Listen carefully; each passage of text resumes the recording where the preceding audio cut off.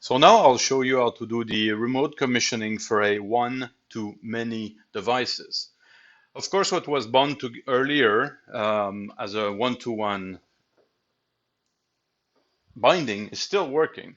So if we go check the actuator functionality with the room sensor, let's say we're calling for heat at that point, but it's already open, so it's not going to move. But let's say we call for cooling.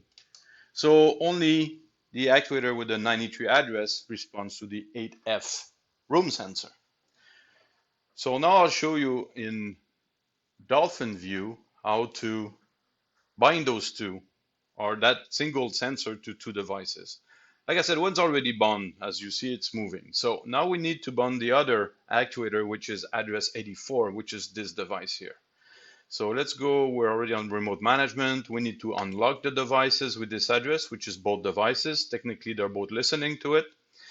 Now I'm going to go to remote commissioning. I'm going to pick device 84, get link metadata.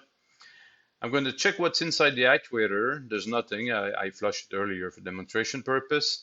So again, I'm going to use my notepad as a quick shortcut to insert those IDs.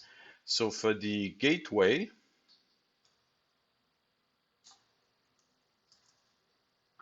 base ID.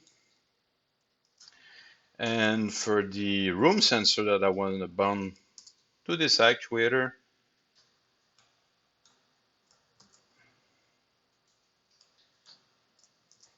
and it's done. Now I'm going to send that table to the actuator. You see the OK here, so everything's good. So technically, the second actuator with 84 ID is now bound to the room sensor that has 8F as an ending ID. So back to remote management, lock the device so we don't worry about anything, and let's see how it works on the actuator side. So I can see this one's already closed, and we just ask for closing. So let's say we call for heat now.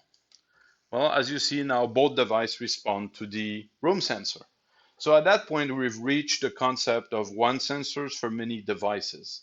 You can put as many as you want, as long as it's within the RF range of the room sensor, or gateway on that matter.